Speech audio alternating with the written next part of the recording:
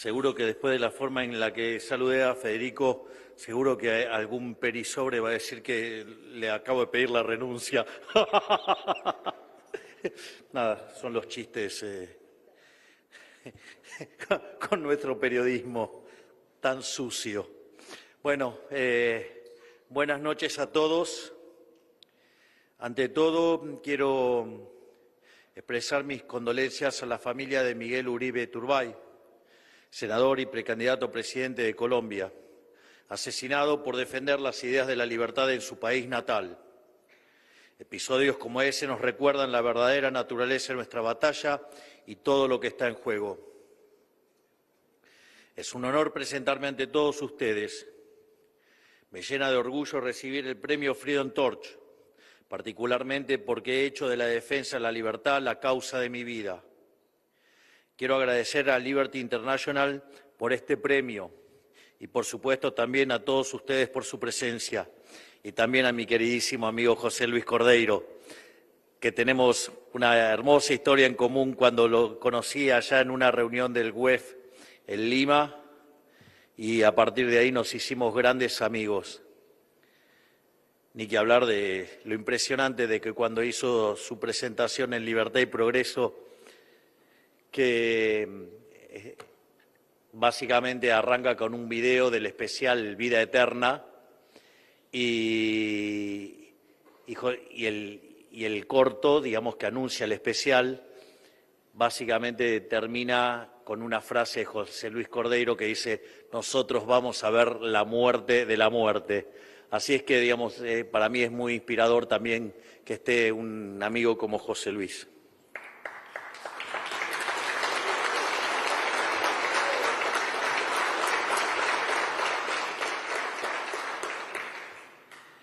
He dicho en varias ocasiones que los argentinos somos como profetas de un futuro distópico. Nuestro país ha sido el laboratorio del colectivismo durante un siglo y puede tomarse como caso de estudio de las consecuencias de la aplicación sostenida del intervencionismo económico y social. Y la verdad es que es lindo hacer esta reflexión en este momento, teniendo a uno de los gigantes que tengo como ministro, el honor que tengo de tener como ministro al doctor Federico Sturzenegger, que para mí es un verdadero honor, un placer tenerlo dentro del equipo y que junto al equipo enorme que tenemos estamos haciendo la transformación más grande de la historia argentina, ya que si lo tomamos por articulado... Ah, está Diego querido, ¿cómo estás? Está el queridísimo Diego Recalde.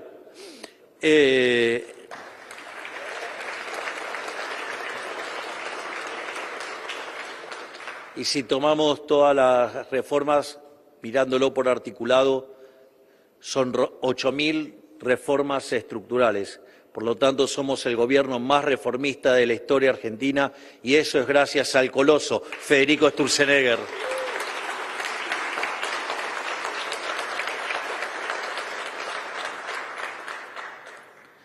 Tras haber alcanzado una época dorada a principios del siglo XX, la República Argentina fue víctima de una nueva clase política que hizo de la justicia social su bandera.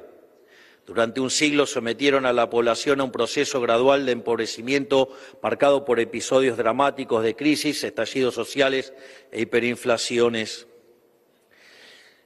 Sobre el tema de la justicia social, quiero hacer una especial mención a un enorme trabajo, una película excepcional que es la película reciente de Guillermo Francella, Homo Argentum, una verdadera obra de arte, dado que está aquí Diego Recalde. De hecho, no solo la vi con un conjunto de diputados que defienden con uñas y dientes las ideas de la libertad en el Congreso, sino que también la vi con mis ministros. Y de las 16 viñetas, hay 11 que verdaderamente llaman a una profunda reflexión Y la más interesante, digamos, en términos de la lógica de justicia social, o una de las más interesantes, es la última, que se llama Troppo Dolce, y que básicamente plantea de modo brutal el problema de la justicia social. La familia italiana, a la cual, digamos, Fabio Muscarella va a ver para conocerla, son pobres y él tenía una constructora. Entonces, primero le roban la billetera con el argumento de pagar una silla de ruedas. Y después le dicen de una manera, haciendo referencia a principios y valores, que lo iban a esquilmar. Es interesante porque cuando ustedes miran la distribución del ingreso, digamos, si la toman por deciles, podrían decir que hay un decil muy rico y los 9 restantes están muy rezagados. O sea, deja en claro el problema de la distribución del ingreso, el problema de la desigualdad, en la visión de ellos, porque justamente el argentino le dice, no, pero yo me esfuerzo muchísimo por conseguir el dinero y ganar el dinero que gano, lo hago honestamente.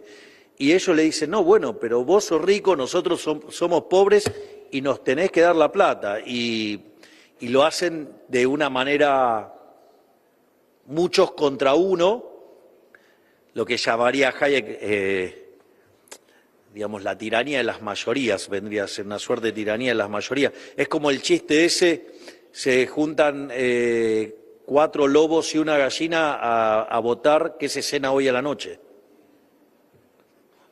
Marche la gallina. O sea, la democracia ilimitada, es la reflexión estricta de Hayek. Y ustedes ven ahí la violencia que ejercen sobre el dueño de una constructora para robarle todo el dinero y bueno, y termina huyendo. Y eso pone muy violento a los cucas, porque muchas de estas viñetas lo que muestran es a los argentinos de bien, por un lado, los que se ganan el pan con el fruto de su trabajo, y a los delincuentes que en algunos casos, digamos, usan al Estado para ejecutar esa acción violenta, pero está claro que deja en claro que la justicia social es un robo, es un trato desigual frente a la ley. Es decir, la justicia social es injusta, es criminal y obviamente que en términos dinámicos es perverso, porque si se van los productivos y se quedan solamente los parásitos, ese lugar, una vez que esquilmó a esa persona, y qué interesante, el troppo dolce, ¿no? Digo, sí, se van a comer los alfajores y una vez que lo liquidaron vuelven a la misma situación miserable. Y obviamente esto, digamos, en términos de batalla cultural es aberrante y horrible para los cucas y por eso están tan violentos y diciendo las aberraciones que dicen. ¿Por qué? Porque la película los expone a lo que son. Y cuando ven que los argentinos de bien son Fabio Muscarella y cuando ve que ellos son el resto de los familiares mafiosos, chorros, delincuentes, que además se hunden en la decadencia, no les gusta. Y en lugar de agarrar y atacar las causas, se enojan con los efectos y por eso están haciendo todas las aberraciones y diciendo todas las aberraciones. Pero ¿qué es lo interesante de esto? Empieza a fluir la batalla cultural y les estamos ganando y los estamos exponiendo y van a sentir vergüenza de ser la basura que son.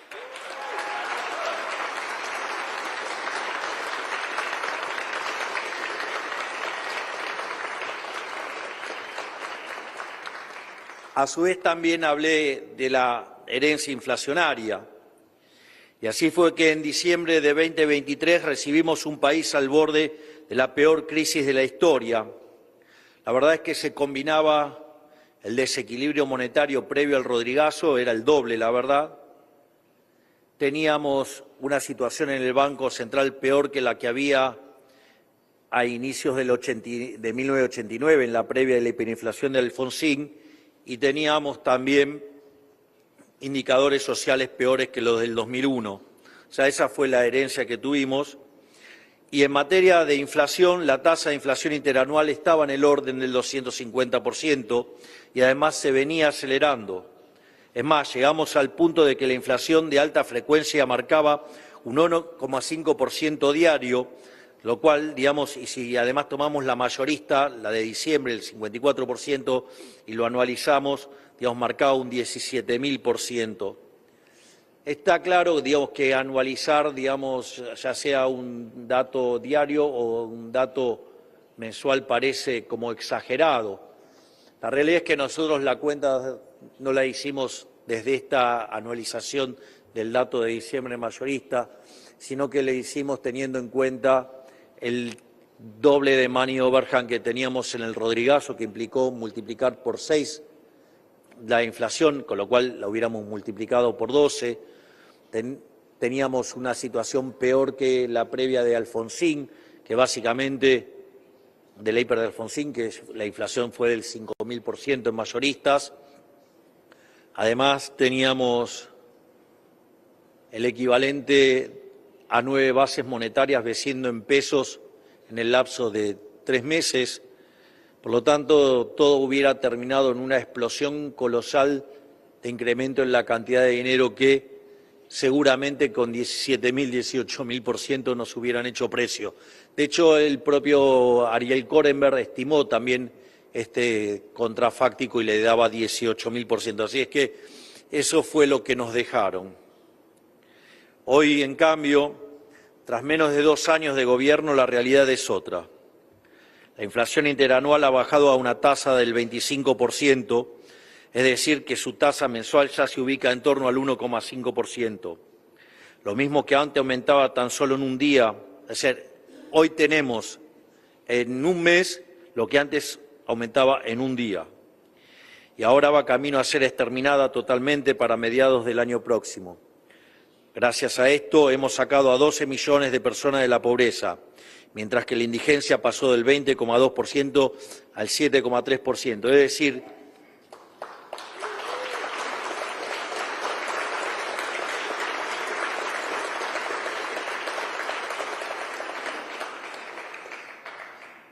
para ponerlo en números, y esos que hablan de la gente no llega a fin de mes, bueno, si la gente no le alcanzaba para comer, hoy hay 6 millones más de argentinos que sí les alcanza para comer, les duela o no les duela a los cucarachos que viven cuestionando todo.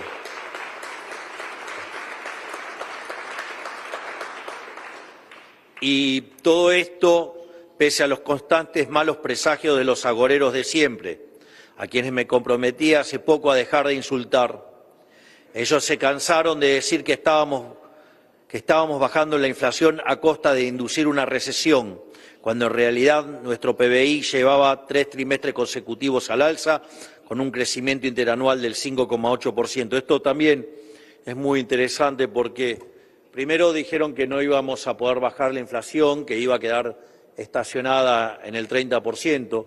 Es más, me acuerdo que había un piccolo imbécil, un piccolo imbecile, ¿sí?, que decía que si hacíamos todo bien íbamos a tener 400% de inflación anual. Y además, o sea, todo el tiempo decía que hacíamos todo mal. Así que parece que le pifió por un poquito, el piccolo imbécile. No porque sea poco imbécil, sino porque es chiquitito. Intelectualmente seguro.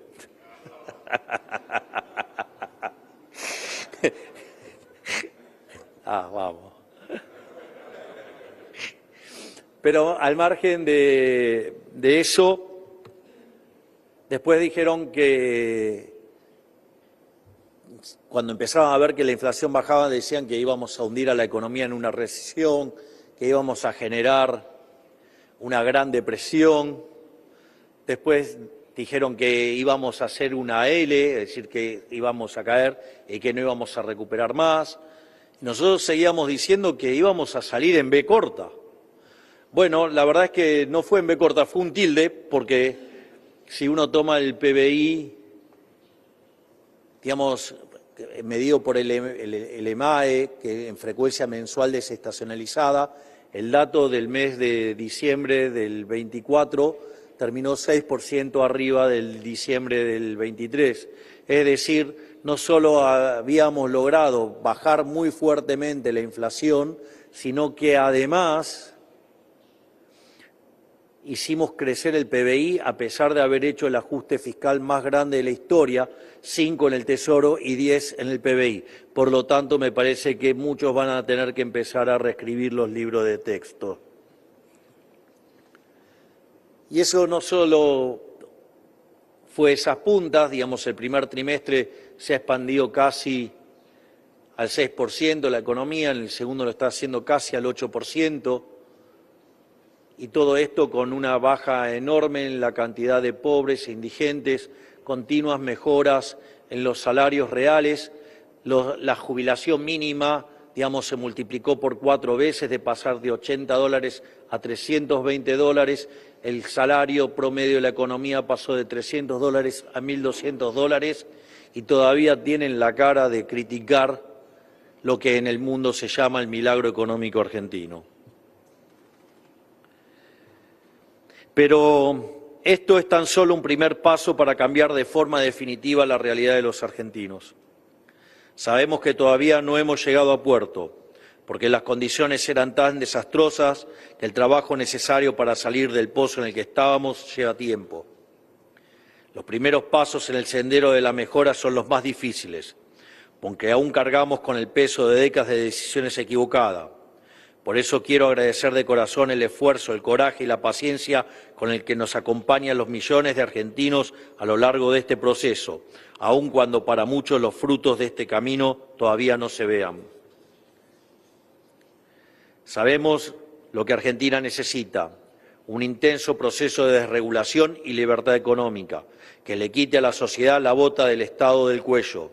Mediante nuestro plan motosierra empezamos a desmantelar un Estado gigante y entorpecedor, que evitaba que el sector privado pudiera desplegar toda su capacidad productiva. Hemos llevado a cabo nuestra agenda con la convicción inquebrantable de que estamos haciendo lo que ha funcionado en todo el mundo a lo largo de la historia, sin dejarnos llevar por las objeciones hipócritas de quienes nos trajeron hasta acá. Estamos devolviendo a la República Argentina su gloria perdida. Como ya he dicho en otra ocasión, mi objetivo no es parecer bueno, sino hacer el bien. Al día de hoy, si bien lo peor ya ha pasado, el peligro está lejos de ser historia. Los que nos quieren que la Argentina no cambie, no se van a ir sin pelear. Como una casta acostumbrada a vivir del esfuerzo ajeno, se resisten con la desesperación propia de quien minuto a minuto ve desvanecerse sus privilegios. Por eso están haciendo todo lo que está a su alcance para volver el tiempo atrás, aunque eso signifique la destrucción total de sus compatriotas. En alguno de los recientes discursos he mencionado una frase de Sun Tzu, donde básicamente lo que dice es que qué es lo que caracteriza a un mal gobernante. Y a un mal gobernante lo caracteriza una situación o la actitud de que con tal de retener el poder está dispuesto a incendiar su país y gobernar sobre las cenizas. Eso es el kirchnerismo y contra esa monstruosidad es la que luchamos y luchamos día a día, digamos, muy fuertemente. Ya que intentan promulgar leyes de quiebra que atentan contra el superávit fiscal, incitan protestas violentas, operan con campañas de desinformación, extorsión emocional y otras maniobras de sabotaje propias de la izquierda criminal. No les quepa duda de que están haciendo todo lo posible para sacarnos de nuestro eje. Déjenme asegurarles, no les va a funcionar. Nuestros valores no son negociables y no cederemos un milímetro en nuestra responsabilidad con el pueblo de hacer la Argentina grande nuevamente. No vamos a ceder ni un milímetro a este conjunto de psicópatas.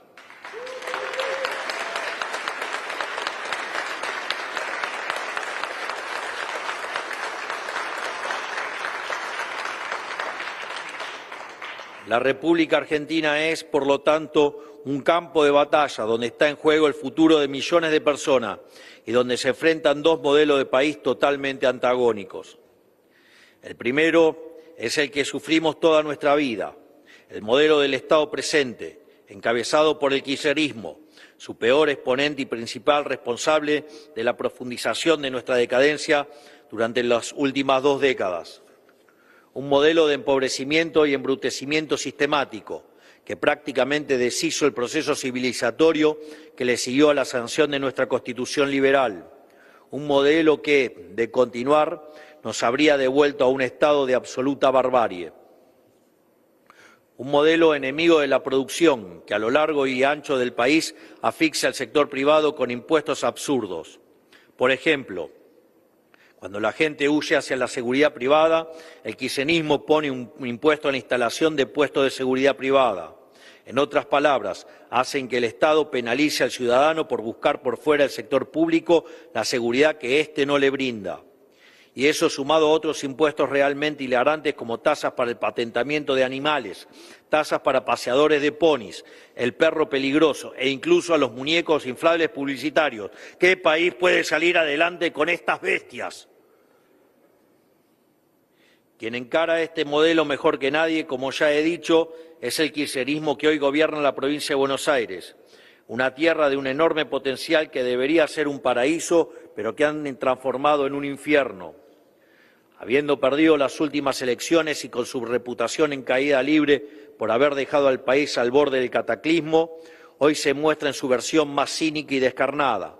Su única motivación es la de seguir viviendo del pagador de impuestos.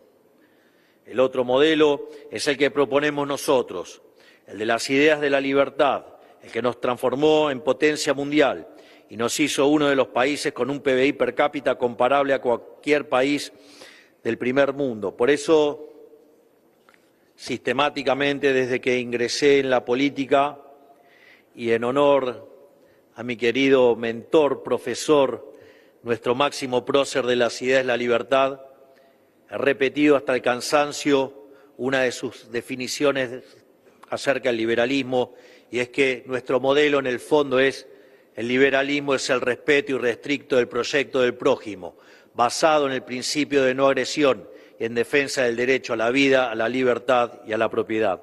Gracias, profesor Alberto Benes Galinchijo.